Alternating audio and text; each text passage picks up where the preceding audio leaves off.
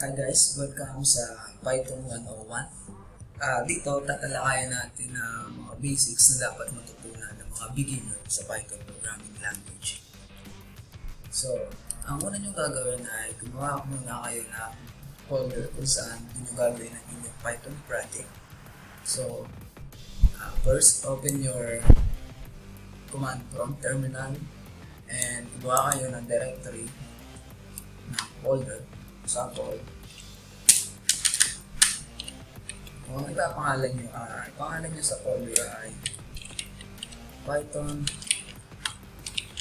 project. Then, ilagay nyo ang command prompt sa inyong Python project.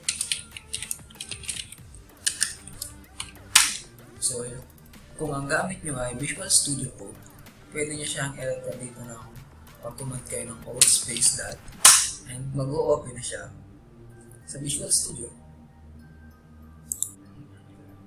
Nandito na ngayon tayo sa ating workspace o code editor na Visual Studio. So makikita nyo dito yung ating pangalan ng folder, which is the Python project. So makikita nyo dito ang new file. Nagawa tayo ng new file at papakalanan natin siya app.py. So ito na yung ating Python file. Isa dito gagawa ng muna nating Python program. So ang unang dapat matutunan ay ang print statement kung saan magdi-display ito ng value sa console. So just type print and close parenthesis. So for example, type nyo ang inyong pangalan. So ang pangalan mo ay Bonjan. So, paano siya i-run? So, kung ang gamit yung Visual Studio, mayroon siya dito sa taas na run. And pwede siyang run without debugging or start debugging. So, kadalasan ito ang ginagamit. Run without debugging. So, kapag nirun nyo siya, ito ang lalabas. Ito ang mag-print sa console kung saan ito yung pangalan. O kaya naman, may shortcut kung saan ito yung button dito na triangle. Run Python file to learn na. So, ganun din ang result. So, paano ini-execute ang Python program? Ang Python programming language ay run by line kung i-execute niya. For example, let's say, print again the age 22. Print kahit anong kulay. For example, right? So, kapag na-run ulit natin siya, line by line siya, kanyang result. Ito yung pangalan, edad, at yung kulay.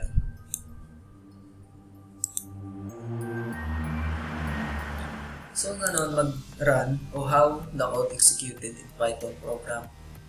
Line by line siya. Ang next ating pag-uusapan o tatalakayin ay ang variables.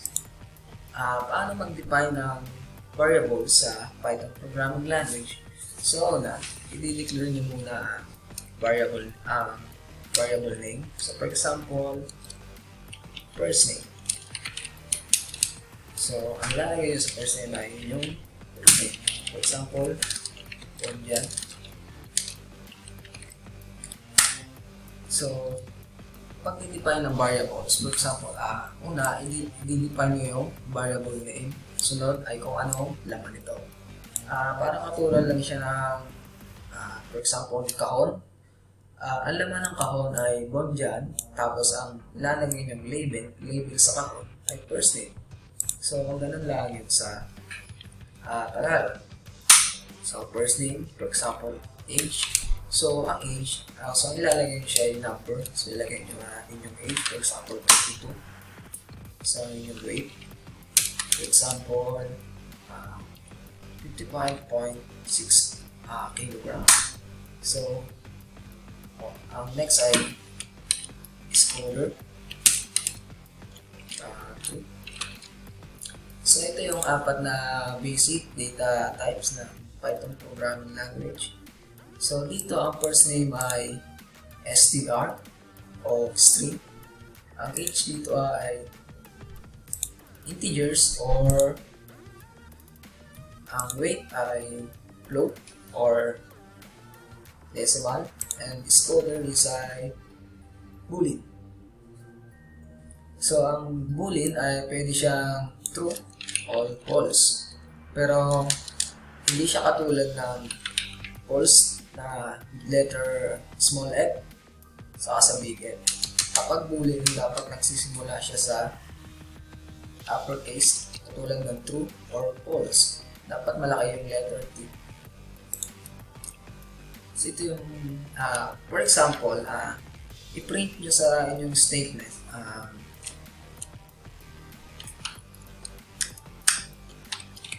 My name is Bonjan.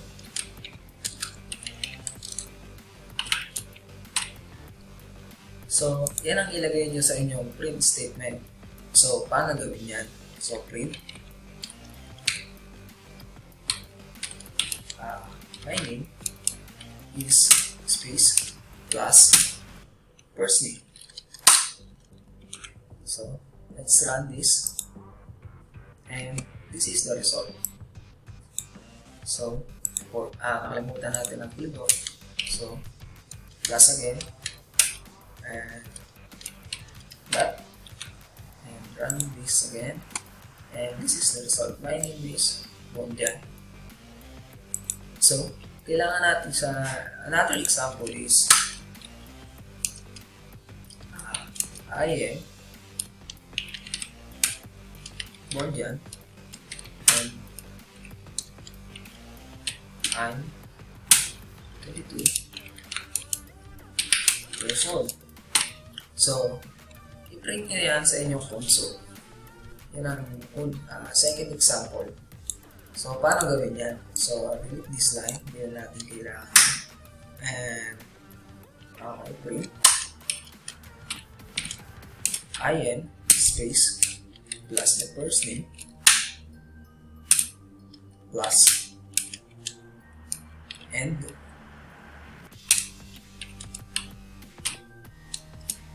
I'm space plus again the age plus years old and tuldok. So, kapag nirun natin siya at magkakaroon tayo ng error. So, ganito mag-handle ng error. Ito yung path kung saan yung yung folder PC, Python project, app.py. So, dapat titignan na ito kung saan siyang file dahil kung sakaling meron kayong hundreds of file, makikita nyo kung saan ang error. So, this is, ito yung pangalan ng file natin, app.py. At ang error niya ay sa line 7. At ito yung code kung saan nagkaroon ng error. So, ito yung kung ano yung error niya. Can only concatenate str, sabihin non-integers to str. Pwede rin pagsamahin ang string sa string. So, dito sa ating code, ang hindi dito string ay ang age. So, integer siya at ang first name ay string. So, hindi nga talaga makapagsama yan. So, ang dapat natin gawin ay i-convert ang age sa string. So, paano yun? Lalagyan natin siya dito ng str age and ito and run ulit natin siya here. Ito na ang kanyang result. I am Bonjan and I'm 22 years old. So, ganon, mag-concatenate ng string. Ang next natin tatalakayin ay ang input function or getting input from the user. So, ito yung input function. So, it's a question or data that gonna be input by the user. So, for example, declare natin ang name, import, and ang question natin ay what is your name?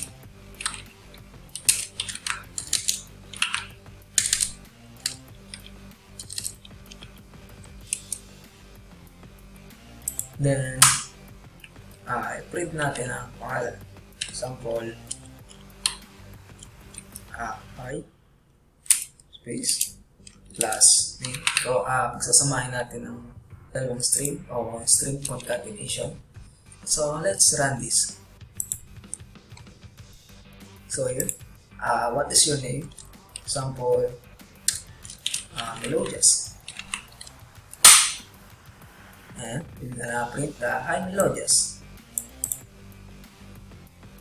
So, for exercise, for example, ask two questions. Ask two questions. The first one is, who are you? Next question ay, what's your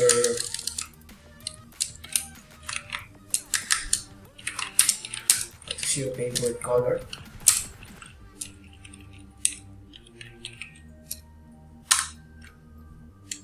And after that, print name,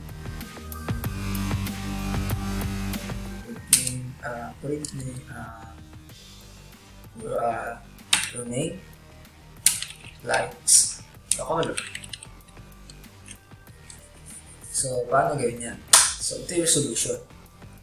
Okay, for example, okay, let's do this line. Hindi natin siya kailangan. So, declare natin ang name, which means the input, and the who are you, space, then the favorite color equals to input, then the question, what is your favorite color, question mark, space. Then print natin ang name, the name variable, plus space, likes, plus favorite color. So let's try to run this. And who are you? Yan. What is your favorite color? Red. And enter. Yan, lights red. So ganun, mag-concatenate ng string gamit ang input by the user.